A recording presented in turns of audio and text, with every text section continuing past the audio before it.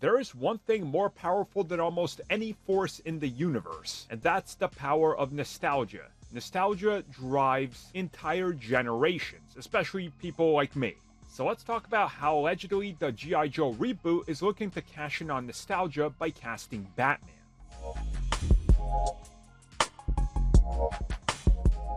So we know that once again, G.I. Joe will get another attempt on the big screen, and by the sounds of it, also the small screen as well, in some sort of attempt at a shared universe, if you will.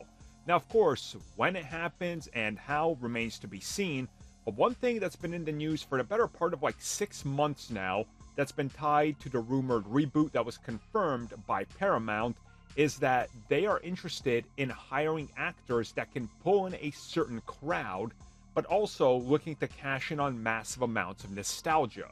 Enter Michael Keaton, aka Batman, and according to multiple reports out there that we've seen, Keaton is being sought after as a potential big name and a star of the upcoming reboot. Now, what role he would play, nobody knows, but many people believe he could play what would be considered the original Joe, sort of like how they had Bruce Willis occupy that role in the second G.I. Joe film.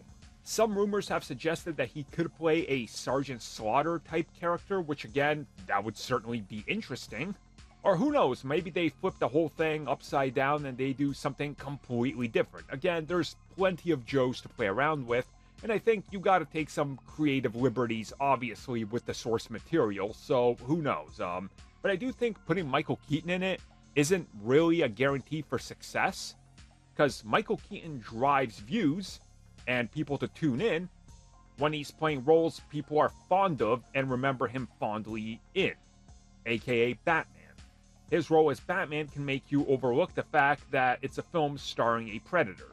So I don't exactly know what exactly they could see in Michael Keaton that he could bring more to the role outside of like, hey, it's Michael Keaton. But the movie's got to be good if it's going to deliver views. So again, I guess we'll talk about this in the future. I'll remain optimistic. I'm interested in seeing more G.I. Joe, but they got to do it right. And the name isn't going to be the only thing that drives people to it.